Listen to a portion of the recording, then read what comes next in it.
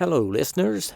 As an enhancement to your listening experience, I am now going to present these archive episodes unedited in their entirety, which includes all of my afterthoughts. So, continue listening after the outro music if you want to hear what I thought of the episode. And if you're enjoying the podcast, please support it by going to the homepage, spacerockethistory.com, and clicking on the orange donate button or the Patreon link. Thanks. We choose to go to the moon in this decade and do the other things, not because they are easy, but because they are hard. Godspeed, John Glenn. Roger, 0G, and I feel fine. Can I feel out? Okay, I'm out.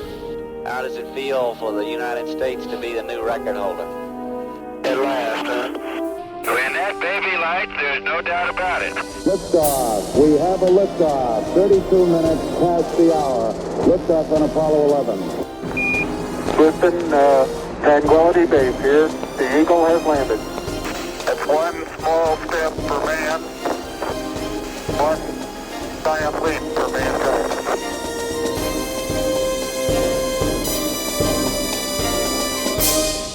Hello and welcome. This is Michael Annis, and you're listening to episode 218 of the Space Rocket History Podcast. And now, Apollo 11, Lunar Orbit. This is Apollo Control. 67 hours, 28 minutes, ground elapsed time. Mid-course correction burn number 4 has been deleted from the flight plan on the recommendation to Flight Director Glenn Lunny from the Flight Dynamics Officer Jay Green. The maneuver, had it been carried out as planned, would be in the neighborhood of 1/2 foot per second velocity change. As it is now, the trajectory is being predicted to arrive at near point or closest approach of about 62 nautical miles, plus or minus 2 miles if nothing else is done to the trajectory. That is, if no maneuver is made. Spacecraft cabin pressure now holding at 4.7 pounds per square inch. Temperature 60 degrees Fahrenheit. The planned sleep period has another hour and a half to go, but as mentioned earlier, will likely run another couple hours. Inasmuch as mid-course correction burn number 4 will not be made, and the crew will not have to spend the time preparing to do the burn, to align the platform and do all the chores necessary for doing a maneuver of this sort. Clock counting down to lunar landing, showing 35 hours, 17 minutes. And at 67 hours, 29 minutes, ground elapsed time, this is Apollo Control. Day 4, July 19th, 1969. Buzz Aldrin opened his eyes and floated in the darkness, collecting his thoughts, remembering where he was. He was still inside the command module Columbia. Only the hum of the cabin fans broke the total silence of space. Every so often, strange flashes appeared. Aldrin did not know what they were, but they seemed to be something actually entering the cabin. Perhaps a vagabond cosmic particle decaying in the command module's atmosphere. He had seen the flashes last night, too. Now he made a mental note to mention them to Armstrong and Collins. They were still asleep, down in their sleeping bags. Aldrin had spent the night up in his couch on the right-hand side with a lightweight headset taped to his ear in case Houston tried to call during the night. Nobody kept watch on a space flight anymore. Ever since Apollo 8, they had done away with that in interest of getting better sleep. On this mission especially, sleep was important. All 3 astronauts had agreed before they left Earth to take it easy on the way out to the moon, knowing that it would be a mistake to arrive in lunar orbit tired the way Borman, Lovell, and Anders had in Apollo 8. It came down to a state of mind. They would convince themselves as they coasted out to the moon that the mission had not really begun, and that it would not begin until the moment when Armstrong and Aldrin floated into the lunar module Eagle, undocked from Columbia, and started the final descent to the moon. Aldrin was up early. The end of the rest period wasn't for another 2 hours, but he knew they would be reaching the moon in about 7 hours, and he wanted to know whether they would be making a last mid-course correction before they got there. He keyed his mic. "Houston, Apollo 11. Aldrin heard only static. He guessed that one of the tracking stations was about to go out of contact, carried by the Earth's rotation, and that the manned spaceflight network was in the process of switching to another big dish. He lifted the shade from Columbia's right-hand window and looked for Earth, but outside there was only dull, starless black. It would have been a tall order, pretending the mission hadn't started yet, if Armstrong, Aldrin, and Collins hadn't flown before. They knew what it was to work in a strange and hostile environment. None of them had any trouble with motion sickness on the way out. On the contrary, Aldrin thought floating inside the command module was even more fun than spacewalking, for it offered all the freedom of movement with none of the limitations of a pressurized spacesuit. With Eagle attached to the command module's nose, Apollo 11 was like a small 2-room space station. The two joined craft coasted moonward, rotating slowly in the sun's glare. Aldrin hadn't felt quite on top of things since they left Earth. There was this feeling of being slightly behind the airplane, a feeling that he had had as a squadron pilot whenever he flew a new jet for the first time. Even though everything was going smoothly, even though he was doing things he had done literally hundreds of times in the simulator, it was the reality of it all. Seeing the Earth beyond the windows floating free, knowing that the world was listening and watching almost everything they did, that put him just slightly off balance.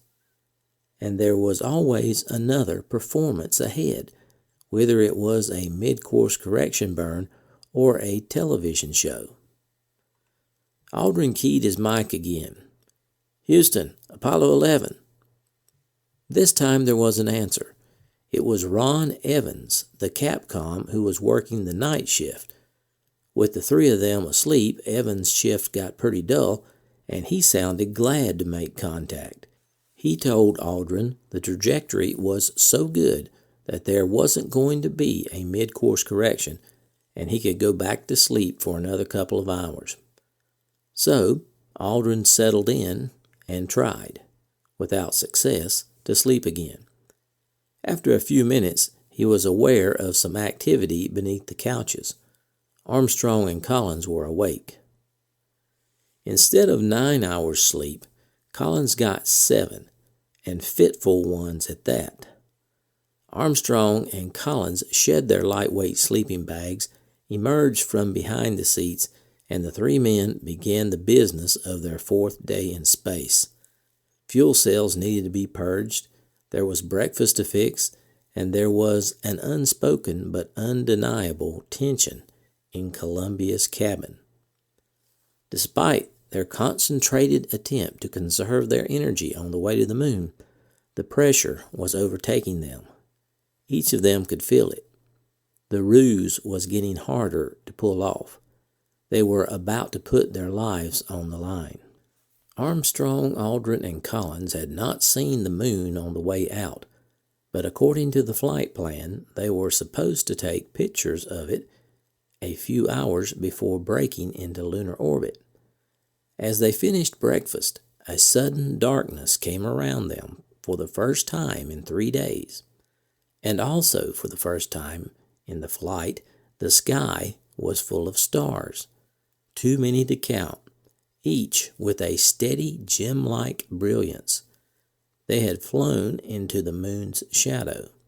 Through the windows of the slowly turning spacecraft, they looked at a place where the sun had once been, and there was the moon, a huge, magnificent sphere, bathed in the eerie blue light of earthshine, each crater rendered in ghostly detail, all except for a third of the globe, which was a crescent of blackness.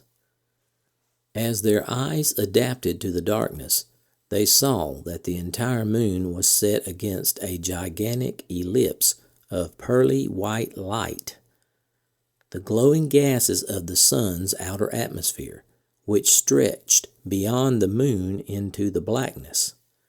The moon was between them and the sun, and created the most splendid lighting conditions imaginable. The sun cast a halo around it, shining on its rear surface, and the sunlight came cascading around its rim to make the moon itself seem mysterious and subtle by comparison, emphasizing the size and texture of its dimly lit and pockmarked surface. The belly of the moon bulged out toward them in such a pronounced fashion that Collins felt like he could reach out and touch it. This cool, magnificent sphere hung there ominously, a formidable presence without sound or motion, issuing them no invitation to invade its domain. Neil summed it up best, quote, "It's a view worth the price of the trip," end quote. Yes, can you read Apollo 11? Roger, 11. We're reading you loud and clear now. We were down in the noise as we switched antennas a minute or so ago. Over. Roger, what sort of settings could you recommend for that solar corona? We've got the sun right behind the edge of the moon now. Roger. It's quite an eerie sight. There's a very marked three-dimensional aspect of having the sun's corona coming from behind the moon the way it is. Roger. And it looks as though, I guess what's given it that three-dimensional effect is the earthshine. I can see Tycho fairly clearly, at least if I'm right side up, I believe that's Tycho, in moonshine, in earthshine. And of course I can see the sky is lit all the way around the moon, even on the limb of it where there's no earthshine or sunshine. Roger. If you'd like to take some pictures, we recommend using a magazine uniform, which is loaded with high-speed black and white film. Before they became too engrossed in the mystery of the moon, however, Houston restored some of their perspective with an earful of terrestrial chatter. The crew had to check the flow of fluid through their secondary coolant system by bringing a second radiator into the line. This was a test Collins long opposed. He believed if the primary system was working okay, why bother with testing the secondary? But he was overruled. With the task accomplished, Houston rewarded the crew with the day's news, consisting mostly of baseball and other trivia. Houston did mention that Pravda, the Soviet newspaper, was referring to Neil as the Tsar of the ship. Collins heartily endorsed this title for the remainder of the flight. Houston was now on to more important things, giving the crew the last-minute information required before they disappeared out of sight around the left-hand side of the moon. The crew needed to know how to get into lunar orbit, and if trouble developed, how to get out of it, all without the help of the ground. Their line-of-sight radio dictated that they could talk only to those people they could see. Behind the moon, they could see no one. For the last 14 hours, they were in the lunar sphere of influence, and their velocity gradually increased from a low of 3,000 feet per second to 7,600 feet per second. To be captured by the moon's gravity, they had to slow down by 2,917 feet per second, to be exact, and they did this by burning their service module engine for 6 minutes and 2 seconds.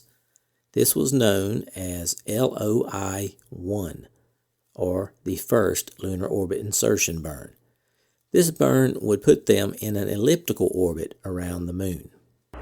Apollo 11, this is Houston. All your systems are looking good going around the corner. We'll see you on the other side. Over.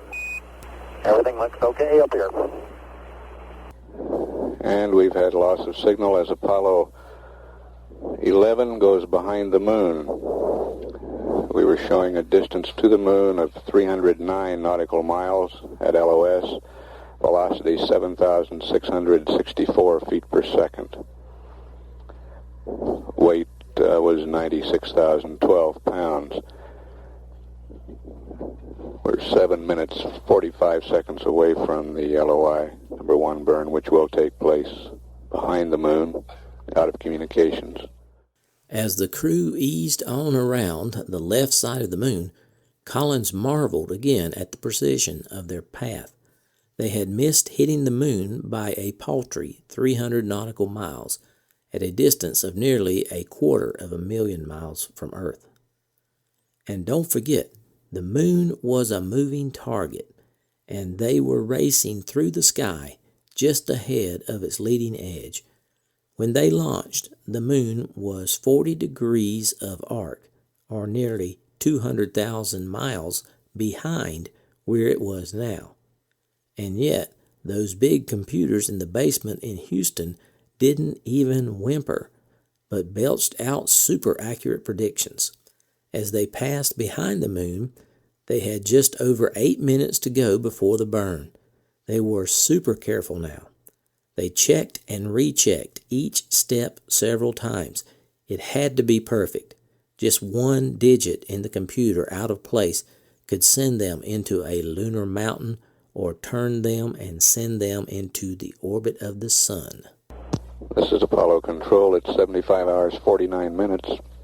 Apollo 11 should have started this long burn. Duration 6 minutes, 2 seconds. Delta V 2,917 feet per second. Given that burn, we expect an orbit of 61 by 169.2 nautical miles. When the moment finally arrived, the big engine instantly sprung into action and reassuringly plastered them back in their seats. The acceleration was only a fraction of 1 g, but it felt good nonetheless. For 6 minutes and 2 seconds, they sat and intently peered at their instrument panel, scanning the important dials and gauges, making sure that proper things were being done. Their only worry now was, would the rocket burn too long, crashing them into the moon? When the engine did shut down, Collins checked the computer. He read out the results. -1, -1, +1. This meant that the accuracy of the overall system was phenomenal. Out of a total of nearly 3,000 feet per second, they had velocity errors in their body axis coordinate system of only 1/10 of 1 foot per second in each of the 3 directions. That was one accurate burn, and Neil acknowledged the fact as well, saying, "That was a beautiful burn." Collins agreed. Buzz queried the computer as to their orbit, and he read out, quote, "Look at that, 169.6 by 60.9. And Collins replied, "Beautiful, beautiful, beautiful, beautiful," end quote. They only missed by a couple tenths of a mile. Collins was elated. And at T plus 75 hours and 55 minutes, Apollo 11 achieved lunar orbit. Obviously now the astronauts were especially keen to study the landing site, the actual spot, just as they had been studying the photos of it for the last few months. Neil summed it up for Houston, quote, "It looks very much like the pictures, but like the difference between watching a real football game and watching it on TV. There's no substitute for actually being there," end quote. The landing site was an ellipse measuring 11.5 miles by 3 miles, or about as long as Manhattan Island and half again as wide. There were many places that were more exciting, geologically speaking, but they were also more risky or harder to get to. On later landings, there would be time to explore. For now, the geologists would be happy with any place Armstrong and Aldrin managed to visit. And so, Site 2, chosen for its blandness, was a completely unremarkable stretch of mare, close to the lunar equator and thus easiest to reach. Only Stafford and Cernan had seen it close up, but that was from 9 miles away. What would it look like from 500 feet? Would it offer a safe place to land a lunar module? Armstrong was cautiously optimistic. Neil and Buzz also called out the familiar features along tomorrow's landing approach path. Mount Maryland, named after Jim Lovell's wife, Boot Hill, Duke Island, named after Charlie Duke, Diamondback and Sidewinder, and so on, right up to the landing site itself. The Sea of Tranquility was just past dawn, and the sun's rays were intersecting its surface at a mere 1-degree angle. Under those lighting conditions, craters cast extremely long shadows, and to Collins the entire region looked distinctly forbidden. But all three of them knew it would look a lot smoother tomorrow as the sun angle would climb toward 10 degrees about the time of landing. On the other hand, the rear side of the moon looked even rougher than the front. It did not have any flat mare or seas, as the front does, but it was a continuous region of highlands, an uninterrupted jumble of tortured hills, cratered and recratered by years of meteorite bombardment. There was no atmosphere surrounding the moon to produce clouds or smog, or otherwise obscure the surface, so the details were uniformly clear. At T plus 80 hours and 11 minutes, it was time to circularize the orbit to an average of 60 miles altitude above the surface, with lunar orbit insertion burn number 2. This is Apollo Control Houston at 79 hours 51 minutes now into the flight of Apollo 11. We're some 20 minutes away at this time for time of ignition for lunar orbit insertion burn number 2. This the fine-tuned second burn in the series of 2 as we have inserted into lunar orbit. For LOI-2, the Apollo 11 will be heads down. The burn will be initiated near Paralune as the spacecraft passes over the far side of the moon. Retrograde like LOI-1, but unlike Apollos 8 and 10, the burn will not be targeted to place a spacecraft into a precise circular orbit. Taking what was learned on Apollo 10, this LOI-2 burn is designed to take into account predicted perturbations and gradually circularize itself. The numbers that we're looking at for LOI-2, that would be time of ignition 80 hours, 11 minutes, 36 seconds, which should change our orbital parameters, giving us an apolune of 65.7 nautical miles and a paralune of 53.7 nautical miles. The delta V intended for this burn, 159.2 feet per second. A burn duration anticipated 17 seconds. It's a burn of short duration, but certainly important in that it establishes the proper orbital parameters for the events that lie ahead. We're go for LOI-2. During this burn, we'll utilize only the Bank A ball valve. The bank referred to here, of which there are 2, are mechanisms that drive the ball valves open and shut, causing fuel and oxidizer to mix for ignition. Of course, lunar orbit insertion burn number 2 was successful. VGY minus 0.0, VGZ minus 0.1, Delta VC minus 5.2, fuel 362, ox 364, unbalanced plus 50. And our post-burn now 94s, 66.1 by 54.4. Go ahead. You heard that report from Commander Neil Armstrong indicating that LOI-2 came off almost precisely as planned. This is Apollo Control Houston. We're standing by for Apollo 11 spacecraft to acquire on the high-gain antenna. Meanwhile, onboard readings on orbital parameters were 66.1 nautical miles by 54.4 nautical miles. Very close to the planned altitudes that were predicted prior to the LOI-2 burn. At 80 hours, 46 minutes. Once Lunar Orbit Insertion 2 was complete, they had a chance to experience circularized lunar orbit. On Earth, pilots describe a perfect day as clear and visibility unlimited. In lunar orbit, the only thing that changed was the lighting, as their spacecraft passed from sunshine into earthshine, that eerie region of reflected sunlight, and then into total darkness. The feeling was more like circling in Earth orbit than hanging suspended in cislunar space, but there were marked differences as well.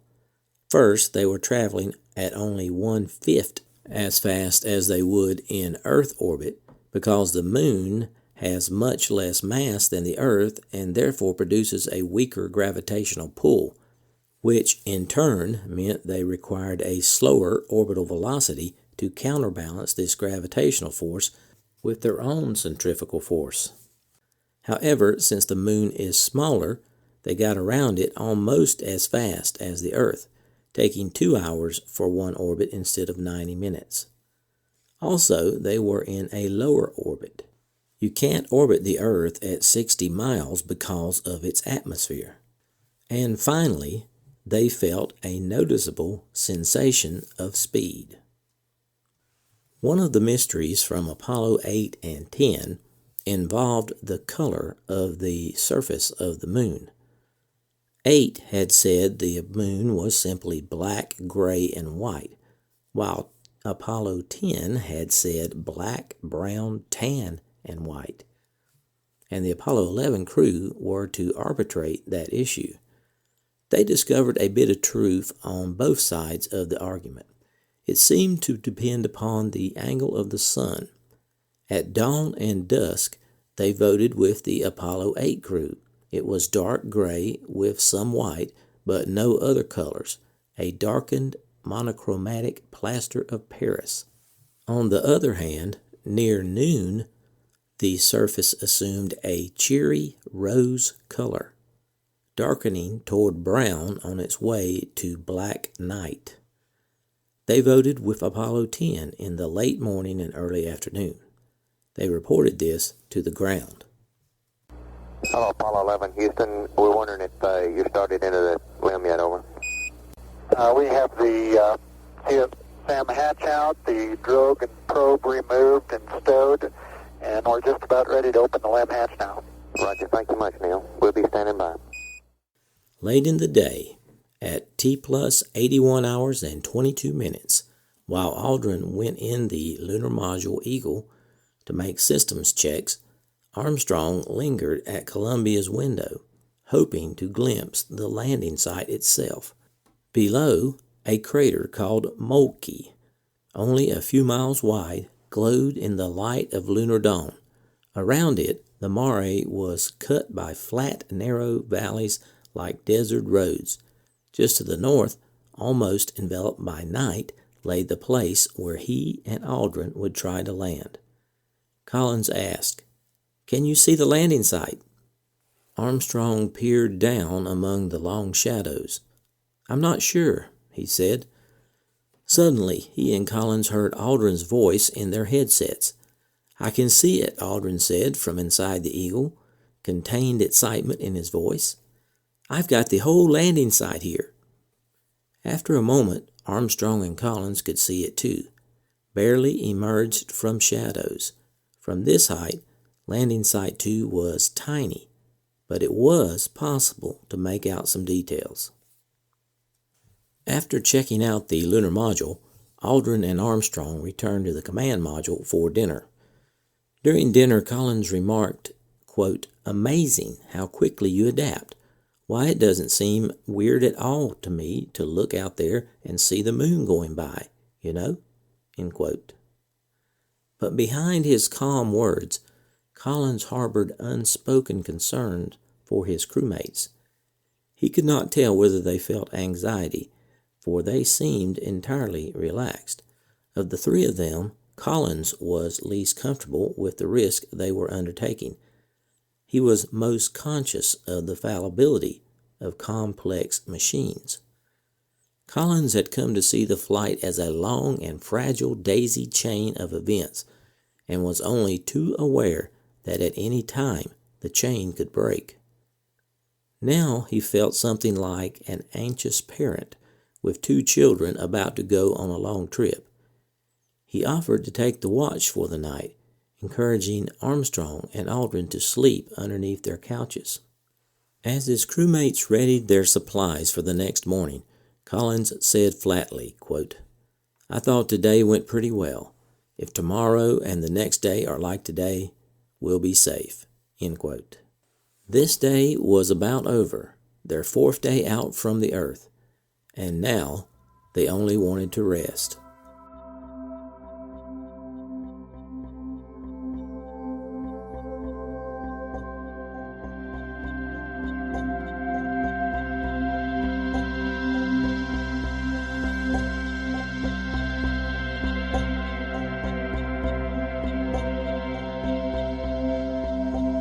Salutations from the foothills of North Carolina. This is Michael Lannis, your host, and I wanted to say thanks for listening to episode 218 of the Space Rocket History Podcast, entitled Apollo 11 Lunar Orbit. Hope you enjoyed this episode. I surely did, and it was a pleasure bringing it to you.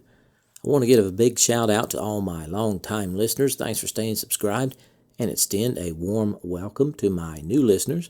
I'm glad you're here. Make sure you sign up for the email list and connect with me on Twitter and Facebook. You can do all of that as well as download every single episode of the podcast on my homepage, spacerockethistory.com. Today we salute my Patreon donors. Patreon donors give a small amount monthly to support the podcast. Thank you, Patreon donors who honored your pledge in July. Had several afterthoughts about this week's episode. First of all, I want to give credit to a few of the sources I've used during this series. Mike Collins and his book, Carrying the Fire, Neil Armstrong's A Life of Flight, Andrew Chaikin, A Man on the Moon, Harrison Storm's Angle of Attack, and of course the Apollo 11 Flight Journal. Well, they've made it to lunar orbit. That was a bit of a nerve-wracking burn. And of course, it had to be accomplished on the far side of the moon, out of contact with mission control. The service module burn came right on time with nearly perfect results. That put Apollo 11 in an elliptical orbit, and the second burn, which was not nearly as nail-biting, put them in a circularized orbit, just where they wanted to be. I guess they kind of settled the old argument between Apollo 8 and Apollo 10 as to the color of the moon. It turns out both Apollo 8 and Apollo 10 were right. It just depends upon the lighting, the angle of the sun, which of course makes a lot of sense. The low sun angle also made the landing site appear pretty treacherous as well. Well, we are finally there. We're on the brink of the moon landing. Obviously, the astronauts are feeling the pressure. They're about to attempt something that no one has done before. with the whole world watching. Can you imagine that? They're about to embark on the most dangerous part of the mission, the landing. Okay, I have posted some pictures and the audio for this episode on my homepage, spacerockethistory.com. I hope you check that out. I was very pleased to receive several new donations to support the podcast over the past week. Alexander G. from Germany donated at the Vostok level and earned his rocket emoji. Pierluigi from Italy donated at the Apollo level and earned his moon emoji. Anthony P. donated at the Vostok level. Robert E. pledged on Patreon at the Orion level. Tim T. pledged on Patreon at the Vostok level. So that brings our total Patreons to 128, and that is just 22 short of the goal of reaching 150 Patreons by the end of the year. And our overall donors have reached 219 with a goal of reaching 300. For those of you who are enjoying the content provided here and have not donated yet in 2017, please consider supporting the podcast if you are financially able. Keep in mind, Space Rocket History is entirely listener funded. I depend upon your financial support to keep the podcast going. You don't have to donate much. You can make a one-time donation of $10 or more, or you can sign up at Patreon for a monthly donation, sort of like a voluntary subscription. Just go to the homepage and click on one of the links on the top right side of the page and begin your support of the Space Rocket History Podcast. For those who have already donated for 2017, I certainly appreciate it. I have some of these Orion Desk Model kits to give out. The model is of an Orion spacecraft, service module, and solar arrays. It's made out of cardstock, so to assemble it, you just push out the pre-cut parts and fold them together. To select the winner, I gave every donor a number from 1 to 219. I put the range in Google's random number generator and got the number 172. Donor number 172 is Andy Cox. Andy, if you would email me, Mike at spacerockethistory.com, and tell me your address, I will mail this out to you. I still have a few more of these, maybe 3 or so, and we'll have another drawing next week from the 2017 donor group. I was pleased to see the podcast received 3 new 5-star ratings on iTunes over the past week. I would like to thank AJEWI, Captain Keyboard, and Soaring Dusty for taking the time and effort to write a very nice review and giving the podcast the all-important 5-star rating. Want to encourage everyone to share the podcast. Feel free to link the homepage or a particular episode on all social media. And thanks to those who've already done so, like my retweeters. We will read out the July list of retweeters next week. This is the end of content for this episode, and you are welcome to stay and listen to my off-topic thoughts if you want. Thanks for sticking around, folks. I hope you enjoyed that episode. Next week, we will continue. Actually, we will start Apollo 11's landing, and I'm really excited to do that one. I don't know if I can do it all in one episode. We'll see. In podcast news, July had the 3rd highest download so far. In July, the podcast was downloaded in 98 countries around the world. These are the top 10 countries with the most downloads in July. U.S., number 1. Number 2, the U.K. Number 3, Australia. Number 4, Germany. Number 5, Japan. Number 6, Canada. Number 7, France moves up to the 7th place. Netherlands moves down 1 spot to 8th place. New Zealand moves up to 9th place. And Sweden moves up to 10th place. Thanks to all those listening in the top 10 countries.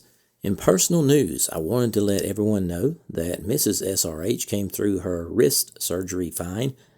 She has a plate and 2 screws installed in her left arm. So she may be setting off the metal detectors now. Because I usually do before, but this is the first metal that she's had. I guess you can tell we're getting a little old or something. She will be back with the retweets next week, and she did want to thank all of you who sent emails wishing her well. Okay, that's about all I have for this week. I'll try to have episode 219 up by next Thursday. So long for now.